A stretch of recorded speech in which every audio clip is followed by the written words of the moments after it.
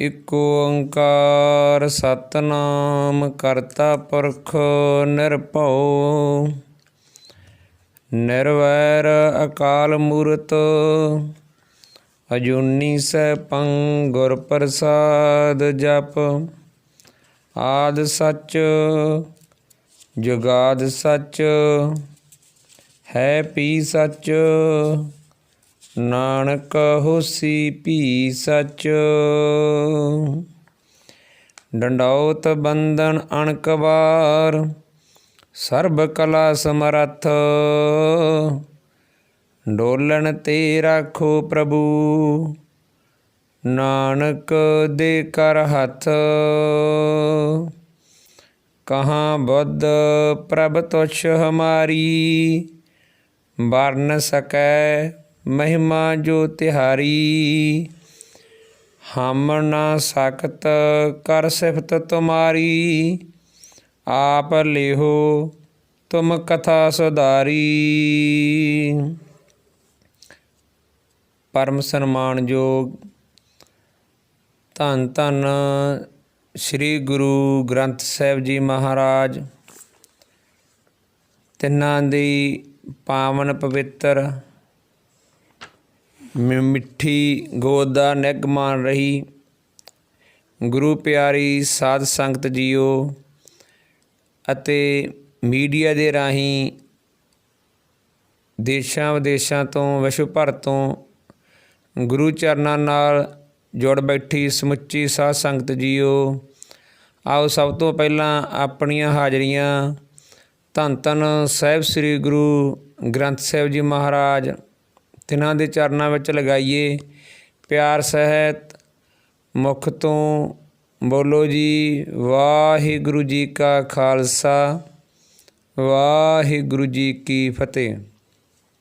ਗੁਰੂ ਪਿਆਰੀ ਸਾਧ ਸੰਗਤ ਜੀਓ, ਜੋ ਵਾਹਿਗੁਰੂ ਅਕਾਲ ਪੁਰਖ ਦੀ ਮਿਹਰ ਦੇ ਸਦਕਾ ਆਪਾਂ ਪਿੱਛੇ ਸ੍ਰੀ ਜਪਜੀ ਸਾਹਿਬ ਜੀ ਦੀਆਂ 15 ਪੌੜੀਆਂ ਦੀ ਕਥਾ ਵਿਚਾਰਾਂ ਸਰਵਣ ਕੀਤੀਆਂ ਹਨ।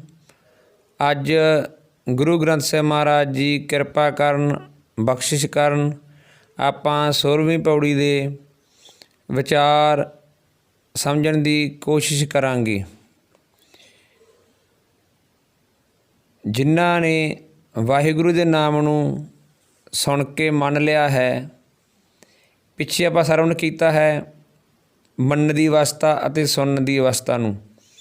ਜਿਨ੍ਹਾਂ ਨੇ ਵਾਹਿਗੁਰੂ ਦੇ ਨਾਮ ਨੂੰ ਮੰਨਿਆ ਹੈ, ਸੁਣਿਆ ਹੈ, ਤਾਂ ਉਹਨਾਂ ਨੂੰ ਫਿਰ ਕੀ ਪ੍ਰਾਪਤ ਹੁੰਦਾ ਹੈ, ਜਿਸ ਨੂੰ ਗੁਰੂ ਨਾਨਕ ਦੇਵ ਮਹਾਰਾਜ ਜੀ ਅੱਗੇ ਬਚਨ ਕਰਦੇ ਹਨ। ਪੰਚ ਪਰਵਾਨ ਪੰਚ ਪ੍ਰਧਾਨ ਪੰਚੇ ਪਾਹਵੈ ਦਰਗਹਿ ਮਾਣ ਪੰਚੇ ਸੋਹੇ ਦਰ ਰਾਜਾਨ ਪੰਚਾ ਕਾ ਗੁਰ ਏਕ ਧਿਆਨ ਜੇ ਕੋ ਕਹਿ ਕਰੈ ਵਿਚਾਰ ਕਰਤੇ ਕੈ ਕਰਨੈ ਨਾਹੀ ਸੁਮਾਰ ਤੌਲ ਧਰਮ ਦਇਆ ਕਾ ਪੂਤ ਸੰਤੋਖ ਥਾਪ ਰੱਖਿਆ ਜਿਨ ਸੂਤ ਜੇ ਕੋ ਬੂਝੈ ਹੋਵੈ ਸਚਿਆਰ ਤਬਲੇ ਉੱਪਰ ਕੀਤਾ ਭਾਰ ਧਰਤੀ ਹੋਰ ਪਰੈ ਹੋਰ ਹੋਰ ਤਿਸ ਤੇ ਭਾਰ ਤਲੈ ਕਵਣ ਜੋਰ ਜੀ ਜਾਤ ਰੰਗਾ ਕੇ ਨਾਵ ਸਭਨਾ ਲਿਖਿਆ ਬੁੜੀ ਕਲਾਮ ਇਹੋ ਲੇਖਾ ਲਿਖ ਜਾਣੈ ਕੋਈ ਲੇਖਾ ਲਿਖਿਆ ਕੀਤਾ ਹੋਏ ਕੀਤਾ ਤਾਣ ਸਵਾਲਿਹੁ ਰੂਪ ਕੀਤੀ ਦਾਤ ਜਾਣੈ ਕੌਣ ਕੂਤ ਕੀਤਾ ਪਸਾਉ ਏਕੋ ਕਵਾਉ ਤਿਸ ਤੇ ਹੋਏ ਲੱਖ ਦਰਿਆਉ ਕੁਦਰਤ ਕਵਣ ਕਹਾ ਵਿਚਾਰ ਵਾਰਿਆ ਨਾ ਜਾਵਾ ਏਕ ਵਾਰ ਜੋ ਤੁਧ ਭਾਵੈ ਸਾਈ ਭਲੀ ਕਾਰ ਤੂੰ ਸਦਾ ਸਲਾਮਤ ਨਿਰੰਕਾਰ। ਸਾਹਿਬ ਸ੍ਰੀ ਗੁਰੂ ਨਾਨਕ ਦੇਵ ਮਹਾਰਾਜ ਜੀ ਫਰਮਾਨ ਕਰ ਰਹੇ ਹਨ ਕਿ ਜਿਨ੍ਹਾਂ ਨੇ ਉਸ ਵਾਹਿਗੁਰੂ ਪਰਮਾਤਮਾ ਦੇ ਨਾਮ ਨੂੰ ਸੁਣਿਆ ਹੈ, ਸੁਣਨ ਤੋਂ ਬਾਅਦ ਮੰਨਣ ਦੀ ਅਵਸਥਾ ਵਿੱਚ ਆ ਗਏ ਹਨ, ਉਹ ਪੰਚ ਪ੍ਰਵਾਨ, ਪੰਚ ਪ੍ਰਧਾਨ, ਪੰਚ ਤੋਂ ਭਾਵ ਮੁਖੀ। ਜਿਵੇਂ ਆਪਾਂ ਪਿੰਡਾਂ ਵਿੱਚ ਪੰਚ ਚੁਣਦੇ ਹਾਂ, ਪੰਚ ਬਣਾਉਂਦੇ ਹਾਂ, ਉਸ ਨੂੰ ਮੁਖੀ ਸਮਝਦੇ ਹਾਂ। ਪੰਚਾਂ ਤੋਂ ਮਿਲ ਕੇ ਅੱਗੇ ਪੰਚਾਇਤ ਬਣਦੀ ਹੈ। ਉਸੇ ਤਰ੍ਹਾਂ ਹੀ ਉਹ ਵਾਹਿਗੁਰੂ ਦੇ ਪੰਚ ਹਨ, ਭਾਵ ਮੁਖੀ ਹਨ। ਉਹ ਪੰਚ ਵਾਹਿਗੁਰੂ ਦੇ ਦਰ 'ਤੇ ਪ੍ਰਵਾਨ ਹੋ ਗਏ ਹਨ, ਪ੍ਰਵਾਨਿਕ ਮੰਨੇ ਜਾਂਦੇ ਹਨ। ਉਹ ਪ੍ਰਧਾਨ ਵੀ ਹਨ, ਵਾਹਿਗੁਰੂ ਦੇ ਪ੍ਰਲੋਕ ਅੰਦਰ ਪ੍ਰਧਾਨ ਵੀ ਹਨ, ਮੁਖੀ ਹਨ। ਜੋ ਪੰਚ ਪ੍ਰਵਾਨ ਹਨ, ਹੋ ਗਏ ਹਨ, ਉਹਨਾਂ ਦਾ ਕਿਹਾ ਵੀ ਵਾਹਿਗੁਰੂ ਨੂੰ ਪ੍ਰਵਾਨ ਕਰਨਾ ਪੈਂਦਾ ਹੈ। ਜਿਵੇਂ ਪਿੰਡ ਵਿੱਚ ਪੰਚਾਇਤ, ਪੰਚਾਂ ਦਾ ਜੋ ਇਕੱਠ ਹੈ, ਜੋ ਵੀ ਫੈਸਲਾ ਕਰਦਾ ਹੈ, ਆਪਾਂ ਪਿੰਡ ਦੇ ਲੋਕ, ਜੋ ਪਿੰਡ ਦੀ ਜਨਤਾ ਹੈ, ਉਸ ਨੂੰ ਮੰਨਣਾ ਪੈਂਦਾ ਹੈ। ਪੰਚੇ ਪਾਵਹਿ ਦਰਗਹਿ ਮਾਣੋ। ਉਹ ਪੰਚ ਇੱਥੇ ਲੋਕ ਵਿੱਚ ਹੀ ਨਹੀਂ, ਉਹ ਪ੍ਰਲੋਕ ਵਿੱਚ ਵਾਹਿਗੁਰੂ ਪਰਮਾਤਮਾ ਦੀ ਦਰਗਾਹ ਵਿੱਚ ਵੀ ਮਾਣ ਇੱਜ਼ਤ ਪਾਉਂਦੇ ਹਨ। ਉੱਥੇ ਵੀ ਉਹਨਾਂ ਨੂੰ ਮਾਣ ਸਤਿਕਾਰ ਇੱਜ਼ਤ ਮਿਲਦਾ ਹੈ। ਨਾਨਕ ਧਰਮ ਐਸੇ ਚਵੈ, ਕੀਤੋ ਪਵਨ ਪਨੀਤ।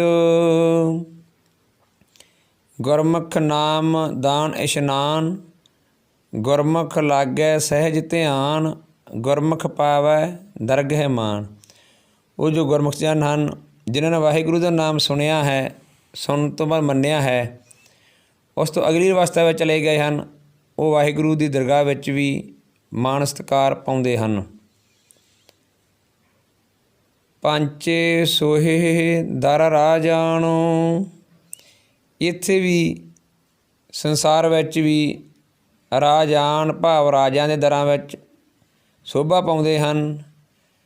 ਸੰਤ ਭਗਤ ਜਨਾਂ ਦਾ ਰਾਜਿਆਂ ਦੇ ਦਰਬਾਰਾਂ ਵਿੱਚ ਸਨਮਾਨ ਹੁੰਦਾ ਹੈ, ਸਤਿਕਾਰ ਮਿਲਦਾ ਹੈ। ਪੰਚਾ ਕਾ ਗੁਰ ਏਕ ਧਿਆਨ।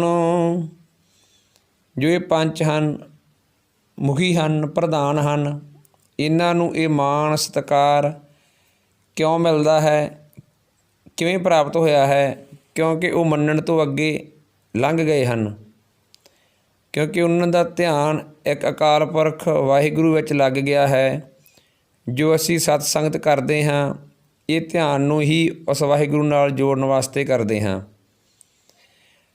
ਪੰਜ ਗੁਣ ਹਨ, ਸਤ, ਸੰਤੋਖ, ਧੀਰਜ, ਧਰਮ, ਵੈਰਾਗ। ਅਤੇ ਪੰਜ ਇੰਦਰੀਆਂ ਦਾ ਕੰਮ ਹੈ ਬਾਹਰੋਂ ਚੀਜ਼ਾਂ ਨੂੰ ਅੰਦਰ ਲੈ ਕੇ ਜਾਣਾ, ਪਰ ਜੋ ਇਹ ਸਭ ਕੁਝ ਮਹਿਸੂਸ ਕਰਦੀਆਂ ਹਨ, ਦੱਸਦੀਆਂ ਹਨ, ਉਸ ਦਾ ਨਾਮ ਹੀ ਧਿਆਨ ਹੈ। ਉਹਨਾਂ ਜੋ ਪੰਚਮੁਖੀ ਹਨ, ਉਹ ਆਸੇ ਪਾਸੇ ਦੀਆਂ ਸਾਰੀਆਂ ਭੜਕਣਾ ਹਟਾ ਕੇ ਇੱਕ ਵਾਹਿਗੁਰੂ ਪਰਮਾਤਮਾ ਦੇ ਵਿੱਚ ਲੀਨ ਹੋ ਜਾਂਦੇ ਹਨ। ਜੇਤਾ ਪੇਖਣ ਤੇਤਾ ਧਿਆਨ। ਉਹ ਵਾਹਿਗੁਰੂ ਪਰਮਾਤਮਾ ਅਕਾਲ ਪੁਰਖ ਦੇ ਨਾਲ ਹੀ ਧਿਆਨ ਜੋੜ ਕੇ ਰੱਖਦੇ ਹਨ। ਜੇ ਕੋ ਕਹੈ ਕਰੇ ਵਿਚਾਰੋ। ਗੁਰੂ ਸਾਹਿਬ ਜੀ ਕਹਿੰਦੇ ਕਿ ਜੇ ਉਹ ਵਾਹਿਗੁਰੂ ਪਰਮਾਤਮਾ ਦੇ ਨਾਮ ਨੂੰ ਸੁਣ ਕੇ, ਮੰਨ ਕੇ ਵਾਹਿਗੁਰੂ ਦੀ ਦਰਗਾਹ ਵਿੱਚ ਪੰਜ ਭਾਵ ਮੁਖੀ ਬਣ ਗਏ ਹਨ, ਵਾਹਿਗੁਰੂ ਦੀ ਦਰਗਾਹ ਵਿੱਚ ਪ੍ਰਵਾਨ ਹੋ ਗਏ ਹਨ, ਉਹਨਾਂ ਦਾ ਕਿਹਾ ਵੀ ਉਸ ਅਕਾਲ ਪੁਰਖ ਵਾਹਿਗੁਰੂ ਦੀ ਦਰਗਾਹ ਵਿੱਚ ਪ੍ਰਵਾਨ ਹੋਣ ਲੱਗ ਗਿਆ ਹੈ। ਪਰ ਉਹ ਇਸ ਅਵਸਥਾ 'ਤੇ ਪਹੁੰਚ ਕੇ ਵੀ ਇਹ ਨਹੀਂ ਦੱਸਣ ਲੱਗੇ ਕਿ ਵਾਹਿਗੁਰੂ ਕਿੱਡਾ ਹੈ, ਕਿਉਂਕਿ ਉਹਨਾਂ ਨੇ ਸੋਚਿਆ ਹੈ ਕਿ ਜੇ ਕੋਈ ਇੱਥੇ ਗੱਲ ਕਹਾਂਗੇ ਤਾਂ ਕਰਤੇ ਕੇ ਕਰਨੇ ਨਾਹੀ ਸੁਮਾਰੋ। ਉਸ ਵਾਹਿਗੁਰੂ ਦਾ ਕੋਈ ਅੰਤ ਹੀ ਨਹੀਂ ਹੈ, ਇੱਥੋਂ ਦੀ ਸ਼ੋਭਾ ਕਹੀ ਨਹੀਂ ਜਾ ਸਕਦੀ। ਆਪਾਂ ਕੀ ਕਹਾਂਗੇ ਜੋ ਸਾਰੀ ਸ੍ਰਿਸ਼ਟੀ ਵਾਹਿਗੁਰੂ ਨੇ ਸਾਜੀ ਹੈ, ਉਸ ਦੀ ਇੱਕ ਵਸਤੂ ਬਾਰੇ ਵੀ ਕਿਹਾ ਨਹੀਂ ਜਾ ਸਕਦਾ। ਆਪਾਂ ਉਸ ਵਾਹਿਗੁਰੂ ਪਰਮਾਤਮਾ ਦੀ ਕੀ ਵਡਿਆਈ ਕਰਾਂਗੇ। ਧੌਲ ਧਰਮ ਦਇਆ ਕਾ ਪੂਤ, ਜੋ ਪੁਰਾਤਨ ਵਿਚਾਰ ਹਨ ਕਿ ਧਰਤੀ ਨੂੰ ਧੌਲ ਬਲਦ ਨੇ ਚੁੱਕਿਆ ਹੈ, ਤਾਂ ਫਿਰ ਉਹ ਬਲਦ ਕਿਸ ਦੇ ਆਸਰੇ ਖੜ੍ਹਾ ਹੈ। ਇਸ ਤਰ੍ਹਾਂ ਇਹ ਅੱਗੇ ਤੋਂ ਅੱਗੇ ਇਸੇ ਹੀ ਤਰ੍ਹਾਂ ਚੱਲੀ ਜਾਏਗਾ। ਤਾਂ ਗੁਰੂ ਸਾਹਿਬ ਜੀ ਨੇ ਕਿਹਾ ਕਿ ਜੋ ਧੌਲ ਬਲਦ ਹੈ, ਦਰਅਸਲ ਉਹ ਧਰਮ ਹੈ, ਜੋ ਦਇਆ ਦਾ ਪੁੱਤਰ ਹੈ, ਜੋ ਦਇਆ ਤੋਂ ਪੈਦਾ ਹੁੰਦਾ ਹੈ। ਇਹ ਧਰਤੀ ਧਰਮ ਦੇ ਆਸਰੇ ਹੀ ਖੜ੍ਹੀ ਹੈ।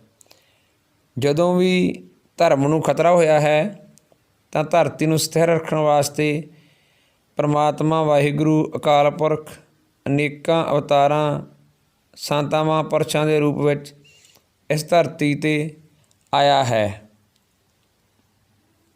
ਸਤ ਸੰਤੋਖ ਥਾ ਪ੍ਰਖਿਆ ਜਨ ਸੂਤ, ਉਸ ਵਾਹਿਗੁਰੂ ਨੇ ਸਾਰੇ ਜੀਵ ਆਪਣੀ ਆਪਣੀ ਜਗ੍ਹਾ ਸਤ ਸੰਤੋਖ ਸਬਰ ਵਿੱਚ ਪਰੋ ਦਿੱਤੇ ਹਨ। ਜੋ ਉਹਨਾਂ ਨੂੰ ਜੂਨੀ ਦਿੱਤੀ ਹੈ, ਉਸ ਨੂੰ ਉੱਥੇ ਹੀ ਸੰਤੋਖ ਵੀ ਦਿੱਤਾ ਹੈ। ਜੇਕਰ ਸ਼ੇਰ ਭੁੱਖਾ ਮਰ ਜਾਵੇਗਾ ਪਰ ਘਾਹ ਨਹੀਂ ਖਾਵੇਗਾ, ਉਹਨੂੰ ਉਸ ਵਿੱਚ ਹੀ ਸੰਤੋਖ ਹੈ। ਗਊ ਭੁੱਖੀ ਮਰ ਜਾਵੇਗੀ ਪਰ ਮਾਸ ਨਹੀਂ ਖਾਵੇਗੀ। ਸਾਰੀ ਸ੍ਰਿਸ਼ਟੀ ਵਾਹਿਗੁਰੂ ਨੇ ਅਲੱਗ ਅਲੱਗ ਦੁਨੀਆਂ ਵਿੱਚ ਪਾ ਕੇ ਉਹਨਾਂ ਨੂੰ ਉੱਥੇ ਹੀ ਸੰਤੋਖ ਵੀ ਦਿੱਤਾ ਹੈ। ਜੇ ਕੋ ਬੂਝੈ ਹੋਵੈ ਸਚਿਆਰ, ਜੇ ਕੋਈ ਇਸ ਨੂੰ ਸਮਝ ਲਵੇ, ਬੁੱਝ ਲਵੇ ਕਿ ਵਾਹਿਗੁਰੂ ਦਾ ਪਸਾਰਾ ਕਿੰਨਾ ਕੁ ਵੱਡਾ ਹੈ, ਤਾਂ ਉਹ ਵੀ ਸਚਿਆਰ ਭਾਵ ਸੱਚਾ ਹੋ ਜਾਵੇਗਾ। ਧਵਲੈ ਉੱਪਰ ਕੀਤਾ ਭਾਰ,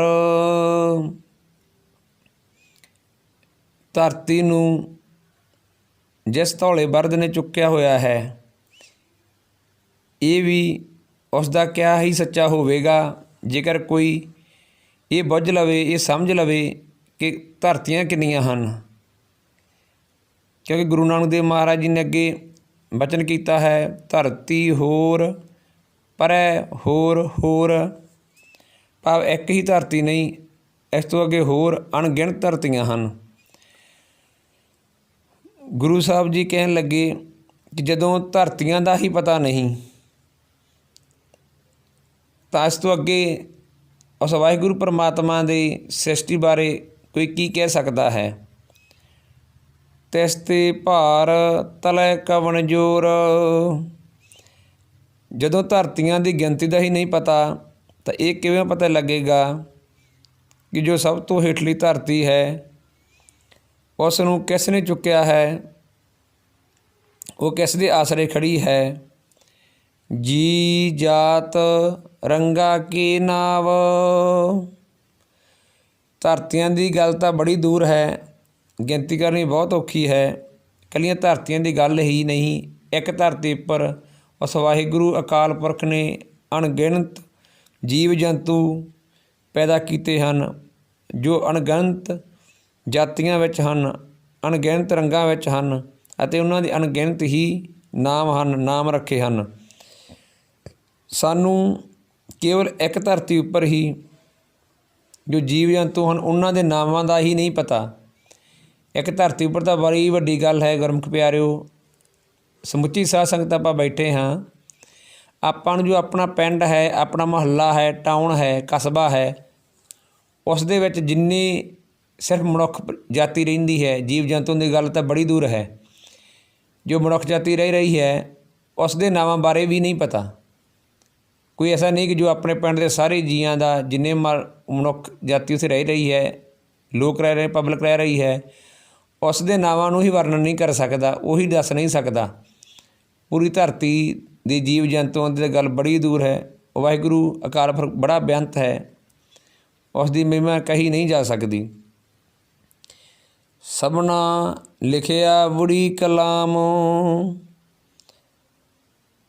ਉਸ ਵਾਹਿਗੁਰੂ ਪਰਮਾਤਮਾ ਨੇ ਕੇਵਲ ਜੀ ਹੀ ਨਹੀਂ ਬਣਾਏ, ਸਾਰੀ ਸ੍ਰਿਸ਼ਟੀ ਸਾਜ ਕੇ ਬਣਾ ਕੇ ਸਾਰਿਆਂ ਦੇ ਮੱਥੇ ਉੱਤੇ ਉਹਨਾਂ ਦਾ ਧਰਤੀ ਉੱਤੇ ਰਹਿਣਾ, ਰੁਜ਼ਗਾਰ ਪੈਦਾ ਕਰਨਾ, ਧਰਤੀ ਉੱਤੇ ਖਾਣਾ ਅਤੇ ਧਰਤੀ ਤੋਂ ਜਾਣਾ। ਬੁੜੀ ਕਲਾਮ ਭਾਵ ਇੱਕੋ ਵਾਰੀ ਇੱਕ ਕਲਮ ਨਾਲ ਹੀ ਲਿਖ ਦਿੱਤਾ ਹੈ। ਦੂਜੀ ਵਾਰ ਉਸ ਨੂੰ ਕਲਮ ਲਿਖਣ ਦੀ ਲੋੜ ਨਹੀਂ ਪਈ। ਇਹੋ ਲੇਖਾ ਲਿਖ ਜਾਣੇ ਕੋਏ। ਇਸ ਵਾਹਿਗੁਰੂ ਪਰਮਾਤਮਾ ਦੇ ਲੇਖੇ ਨੂੰ ਕੌਣ ਲਿਖ ਸਕਦਾ ਹੈ, ਕੌਣ ਸਮਝ ਸਕਦਾ ਹੈ? ਐਸਾ ਕੋਈ ਅੱਜ ਤੱਕ ਨਾ ਇਸ ਸ੍ਰਿਸ਼ਟੀ ਵਿੱਚ, ਸੰਸਾਰ ਵਿੱਚ ਪੈਦਾ ਹੋਇਆ ਹੈ ਅਤੇ ਨਾ ਹੀ ਅੱਗੇ ਹੋਵੇਗਾ। ਲੇਖਾ ਲਿਖਿਆ ਕੀਤਾ ਹੋਏ ਕਿਉਂ ਨਹੀਂ ਲਿਖ ਸਕਦਾ? ਕਿਉਂਕਿ ਜੋ ਅਕਾਲ ਪੁਰਖ ਵਾਹਿਗੁਰੂ ਦੇ ਲੇਖੇ ਨੂੰ ਲਿਖਣ ਬਾਰੇ ਸੋਚਦਾ ਹੈ, ਉਸ ਨੂੰ ਲਿਖਣ ਨੂੰ ਇਹ ਵੀ ਨਹੀਂ ਪਤਾ ਕਿ ਲਿਖਣ ਵਾਸਤੇ ਸਾਰੀ ਸ੍ਰਿਸ਼ਟੀ ਦਾ ਲੇਖਾ ਉਸ ਨੂੰ ਕਿੰਨਾ ਕਾਗਜ਼ ਚਾਹੀਦਾ ਹੈ, ਕਿੰਨੀ ਸਹਾਈ ਦੀ ਜ਼ਰੂਰਤ ਹੈ, ਉਸ ਨੂੰ ਇਹ ਵੀ ਨਹੀਂ ਪਤਾ। ਤਾਂ ਲੇਖੇ ਦਾ ਕੀ ਲਿਖੇਗਾ? ਜਿਸ ਨੂੰ ਕਬੀਰ ਸਾਹਿਬ ਜੀ ਫਰਮਾਨ ਕਰਦੇ ਨੇ, ਸੱਤ ਸਮੁੰਦੈ ਮਸ ਕਰੋ,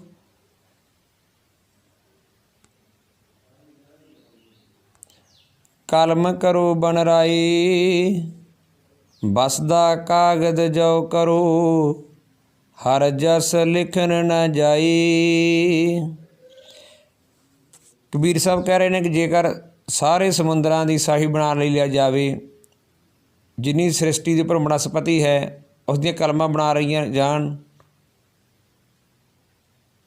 ਤਾਂ ਵੀ ਉਸ ਵਾਹਿਗੁਰੂ ਪਰਮਾਤਮਾ ਦੀ ਜਸ ਨੂੰ ਲਿਖਿਆ ਨਹੀਂ ਜਾ ਸਕਦਾ।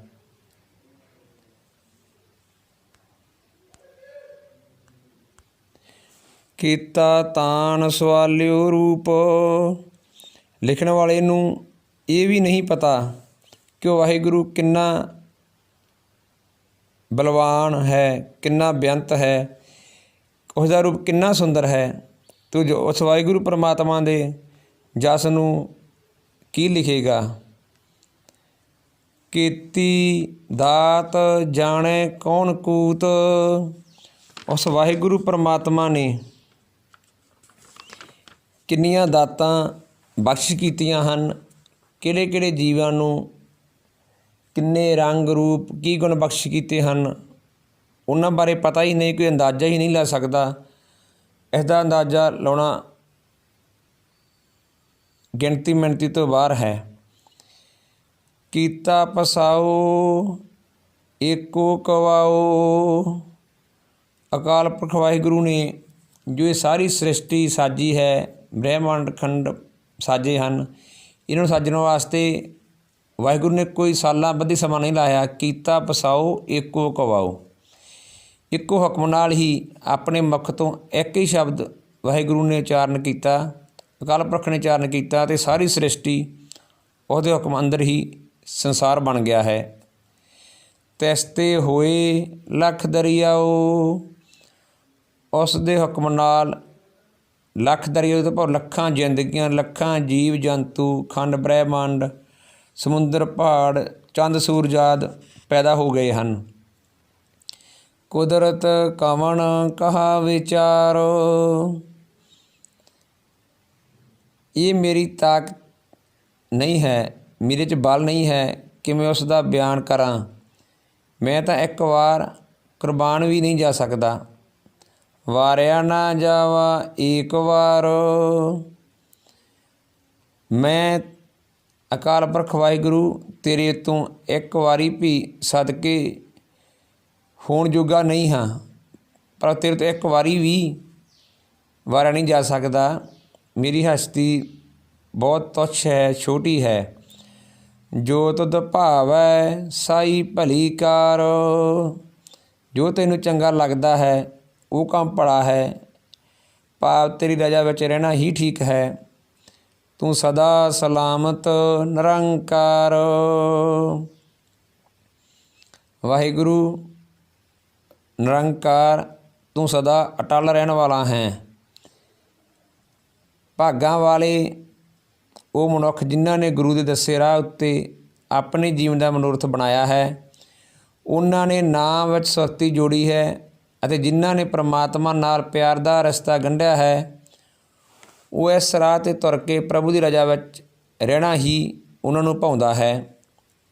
ਇਹ ਨਾਮ ਸਿਮਰਨ ਰੂਪ ਧਰਮ ਉਹਨਾਂ ਦੀ ਜ਼ਿੰਦਗੀ ਦਾ ਸਹਾਰਾ ਬਣਦਾ ਹੈ, ਜਿਸ ਕਰਕੇ ਉਹ ਸੰਤੋਖ ਵਾਲਾ ਜੀਵਨ ਬਿਤਾਉਂਦੇ ਹਨ।